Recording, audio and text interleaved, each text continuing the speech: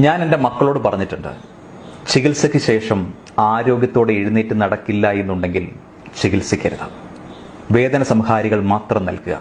സാധ്യമെങ്കിൽ ഇഷ്ടമുള്ളത് തിന്നാനും കുടിക്കാനും തരിക. ഒരു നിയന്ത്രണവും പാടില്ല. സർക്കാർ ആശുപത്രിയിൽ കിട്ടുന്ന ചികിത്സ മാത്രം മതി. നാട്ടുകാരോട് പോയി പണി നോക്കാൻ പറയുക. സ്വകാര്യ ആശുപത്രികൾക്ക് കൊള്ളയടിക്കാൻ അവസരം നൽകി കുടുംബം കുളം തോണ്ടരുത്. മരണം പ്രകൃതി നിയമമാണ്. അതിൽ പ്രത്യേകിച്ച് വിഷമിക്കാൻ ഒന്നുമില്ല. എല്ലാം ഒരു മായയാണ്. വൃദ്ധരെ ICUവിൽ കിടത്തി കുടുംബത്തെ കൊള്ളയടിക്കാൻ വൈദ്യ സമൂഹത്തെ അനുവദിക്കരുത്. മരിക്കാൻ ലക്ഷക്കണക്കിന് രൂപയുടെ ചെലവാണിപ്പോൾ.